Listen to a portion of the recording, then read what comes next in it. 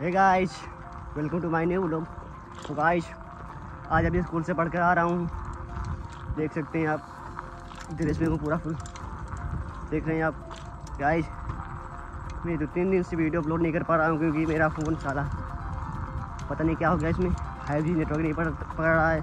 मैंने 5G unlimited का recharge किया है, वो पकड़ता ही नहीं, 2GB तो ख़त्म हो जाता है। तो इसलिए वीडियो 2-3 दिन से नहीं अपलोड हो पा रही। तो वीडियो अपलोड करने के लिए मुझे जहाँ जाना पड़ता है, इसलिए मैं वीडियो को इस समय अपलोड कर पा रहा हूँ। तो गाइस, अभी जा रहा हूँ स्कूल से पढ़कर। बज रहे हैं 2:15, 2:15 हो रहा है। अभी स्कूल से 1 किलोमीटर मतलब दूर आ चुका हूँ। देख सकते हैं आप हमारे पीछे मैं हूँ, वो मेरा फ्रेंड क्लासमेट, मतलब साथ ही पढ़ते हैं हम दोनों लोग। अब थी मैं थी है दोनों आप पता साथ में।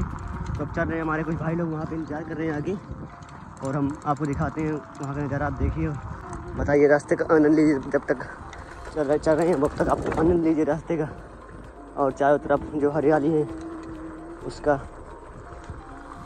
तो फाइनली हम लोग वहाँ पहुँचने वाले हैं जहाँ पे हम लोग स्कूल से आते या जाते समय आराम करते हैं, ठहरते हैं। धूप काफ़ी तेज़ है तो गाइस रुकना पड़ता है ना, नहीं तो वहाँ तक जाने का अचानक फिर तबीयत ख़राब हो सकती है। इसीलिए थोड़ा आराम करते हैं। पहुँच चुके हैं यहाँ बगिया में, ठंडी हवाएं चल रही हैं।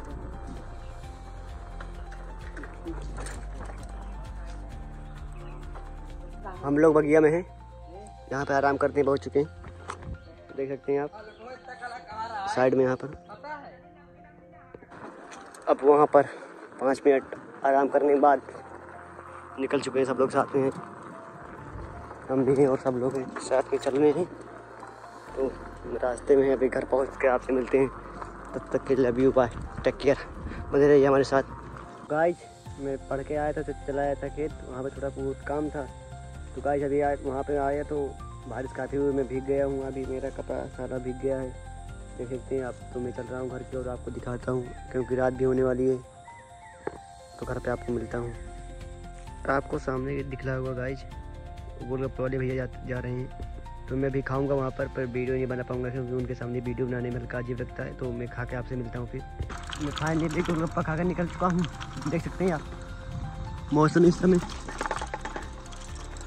रात होने वाली है गाइस, तो प्रकृति ने एक अपना अलग निर्धारण करने वाली है, कर रही है। आप देख सकते हैं रोड भी पानी काफ़ी भरा हुआ है क्योंकि अभी काफ़ी तेज़ बारिश हुई थी, तो इसलिए पानी काफ़ी भरा हुआ है। आपको सामने मंदिर दिख रहा है सामने। आज मंगलवार है तो यहीं आएंगे, मंगलवार है ना, सुंदरकांड का पाठ करने।